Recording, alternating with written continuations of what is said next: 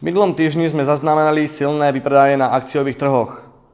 Za týmito vypredajmi stálo predovšetkým zvýšené riziko rozšírenia eboli do Európy a Ameriky, ako aj stále posilňujúci americký dolár a pokles cien ropy.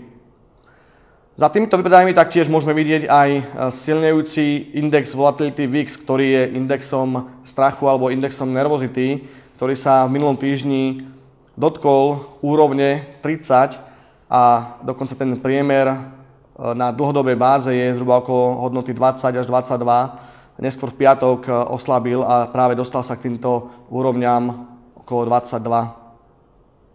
Americké akciové indexy napriek tomu strátili v minulom týždni okolo 1%.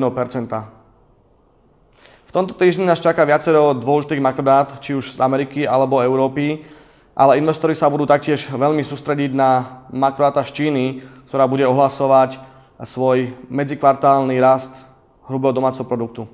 V pondelok bude svoje čísla ohlasovať Nemecko, ktoré bude ohlasovať index spotrebiteľských cien. Tu sa ukáže, či opäť hrozí riziko deflácie, alebo kroky ECB boli úspešné a v Nemecku inflácia by mohla mierne rásť.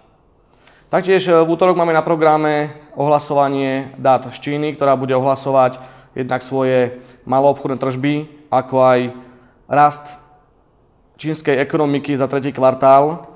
V tomto prípade očakávame mierny pokles pri raste čínskej ekonomiky z predchádzajúcich 7,5% na 7,2%. Podobný pokles sa očakáva aj v prípade maloobchodných tržieb z Číny. V stredu bude v Amerike ohlasovaný index spotrebiteľských cien, kde očakávame mierny pokles septembrových cien oproti predchádzajúcemu obdobiu. Vo štvrtok je na programe ohlasovanie market indexu nákupných manažerov sektora služieb, ako aj výrobného sektora, či už za eurozónu, za Nemecko, ako aj za Francúzsko.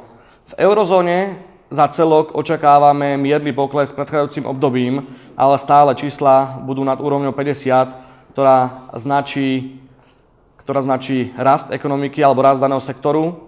V prípade Nemecka sa očakávajú čísla pokles oproti predchádzajúcemu obdobiu, a to opäť pod úrovňou 50, ktorá značí stagnáciu daného sektora. Vo štvrtok ešte očakávame z Veľkej Británie informácie o maloobchodných tržbách, kde očakávame mierny pokles s predchádzajúcim obdobím. V piatok sa budú investori sústrediť na dáta z Nemecka, ktoré bude ohlasovať spotrebiteľskú dôveru, kde sa očakáva mierny pokles a taktiež bude ohlasovaný prvý odhadovaný rast britskej ekonomiky v 3. kvartáli. Výsledková sezóna je v plnom prúde a v tomto týždni bude ohlasovať dáta množstvo zaujímavých spoločností, ako napríklad Apple, Coca-Cola, Microsoft, AT&T, Boeing, Amazon a GlaxoSmithKline.